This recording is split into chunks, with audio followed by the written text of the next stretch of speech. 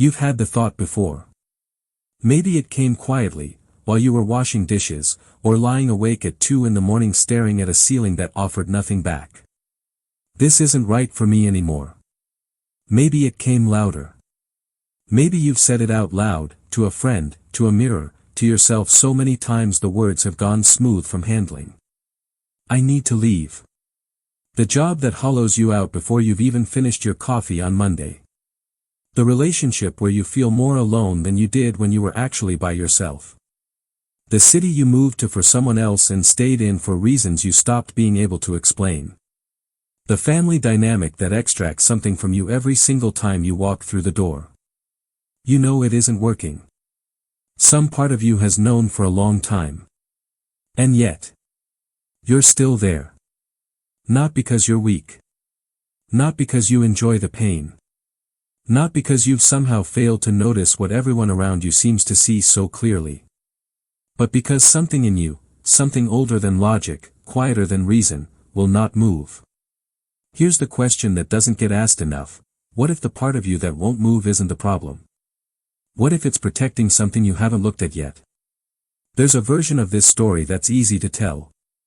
You stay because it's comfortable. Because change is hard. Because humans are creatures of habit and habits resist interruption. That version isn't wrong, it's just thin. It doesn't account for the specific, almost physical quality of staying somewhere you've already decided to leave. Because it doesn't feel like inertia. It feels like being held. Like something has a hand on your shoulder, invisible, not cruel, just firm, and every time you try to move, it holds you exactly where you are. You make the plan. You rehearse the conversation in the shower. You get as far as looking up apartments, updating your resume, Googling flights. And then something happens, or sometimes nothing happens at all, and the plan quietly folds itself away. The tab closes. The draft sits unsent. The suitcase stays in the closet. What you feel in that moment is hard to name precisely. It's not quite relief. It's closer to resignation with a thin skin of calm over the top. Not yet. Not today. The gap between knowing something needs to end and actually ending it isn't a character flaw. It's a structure, psychological, layered, and surprisingly coherent once you understand what's actually inside it. And once you do, you'll know something about yourself that no motivational speech ever came close to touching. Here's what most people miss: leaving isn't a decision. It feels like one. It looks like one from the outside. But before any choice fully forms in your conscious mind, your nervous system has already voted. And it doesn't vote based on "is this good for me?" It votes based on one question only: is this safe? Familiar and safe are not the same thing. You know this.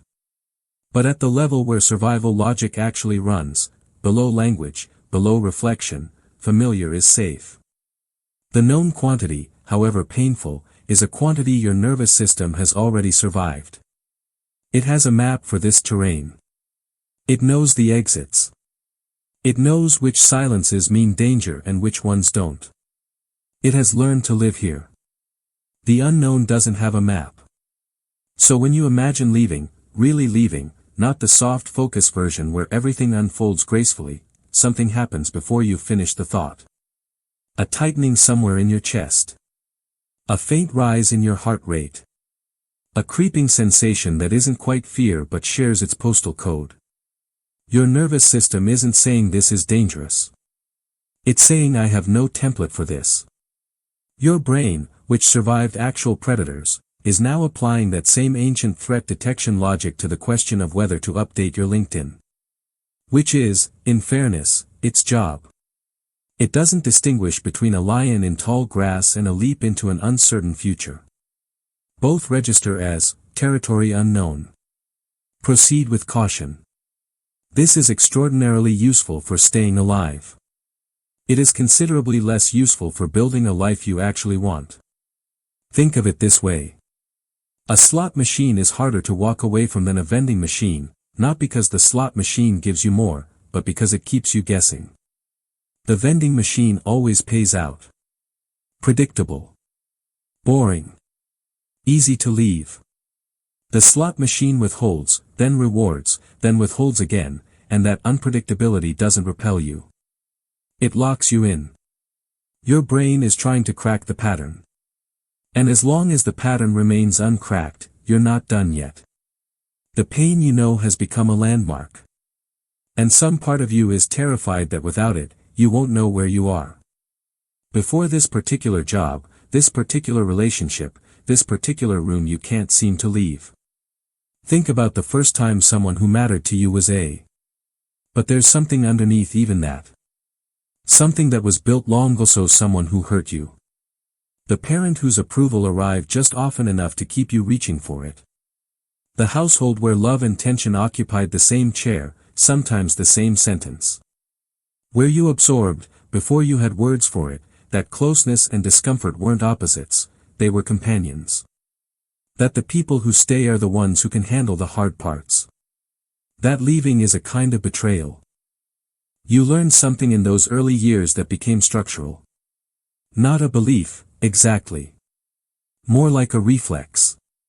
That walking away from something difficult also means walking away from whatever warmth still lived inside the difficulty. That the tenderness and the pain were a package, and you couldn't grieve one without losing the other. This is where the attachment actually lives. Not in the good parts of what you're in. In the complexity. In the fact that it needs you. In the years already poured into it, the version of yourself that only exists inside this particular context, this particular set of demands.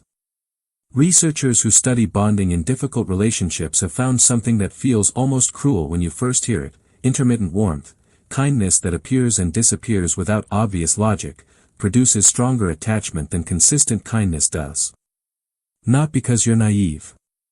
Because your brain is wired to solve problems, and an unpredictable pattern is a problem it refuses to abandon.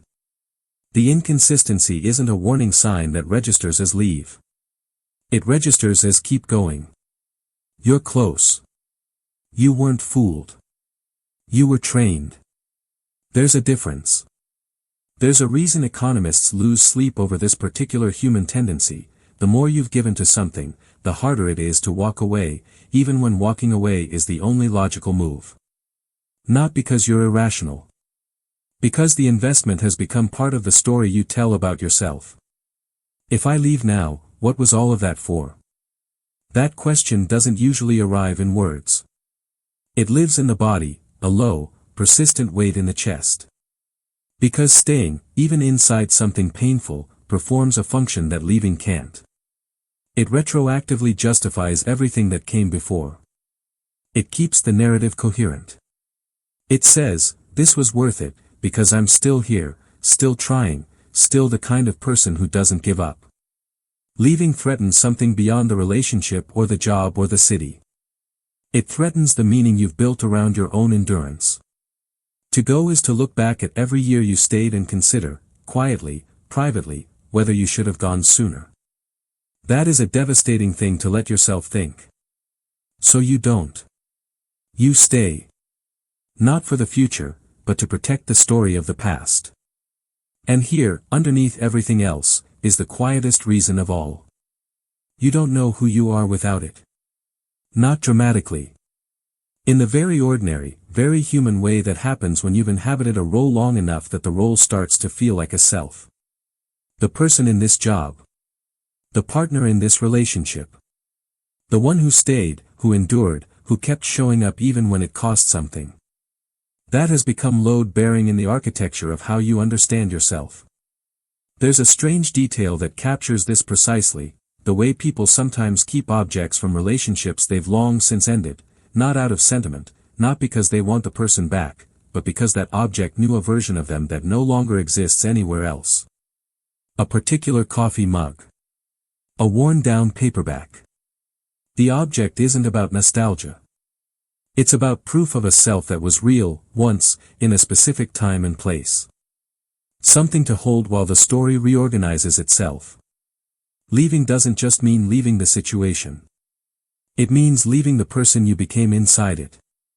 And grief for a self, even an unhappy one, is still grief. You can mourn a version of yourself you're glad to be done with. Both things are true. The fear underneath your staying isn't weakness. It's the completely legitimate terror of stepping outside the frame that organized your life and discovering that the person on the other side of it is someone you haven't met yet. So what actually makes people finally go?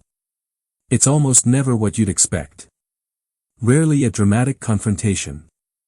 Rarely the speech you rehearsed. More often it arrives on a Tuesday. Something small and specific, a look, a silence, an ordinary moment where the weight you've been carrying becomes, for just a second, heavier than the fear of the unknown. Not because you became braver overnight. Because the familiar stopped being worth the cost. Your nervous system has been running this calculation the whole time, below language, below awareness, like a background process that never fully closes. Measuring the pain of staying against the terror of leaving. And sometimes, eventually, without announcement, the numbers shift. This is why the advice from outside, just go, you deserve better, I don't understand why you're still there, never lands the way it's meant to. The person it's aimed at doesn't lack information. They've had the information. They could probably recite it back to you. What they're waiting for is something no one outside of them can manufacture. The moment when their own nervous system decides the map for the unknown is worth building from scratch. That moment cannot be rushed. It cannot be argued into existence. But it can be trusted, when it finally comes. There's something worth sitting with, about all the time you've spent in the in-between. Knowing, and not yet going. It wasn't wasted. The staying wasn't just fear. It was you trying to honor something real that existed inside something difficult. Your nervous system doing exactly what it was designed to do, protecting you from a freefall it hadn't learned how to survive yet. Your sense of self holding its shape the only way it knew how. The next time you find yourself at 2 a.m, staring at a ceiling that offers nothing back, washing dishes that don't need washing, you'll know what that moment actually is. Not paralysis. Not failure. The last quiet negotiation between who you've been and who you're about to become. The door you haven't opened isn't closed because you're afraid of what's on the other side. It's closed because you haven't finished grieving what's on this side. And when you do, in your own time, in the only way that's ever actually worked, which is your way, you won't need a speech. You won't need to be certain. You'll just be ready. And ready, it turns out, was always the only thing required.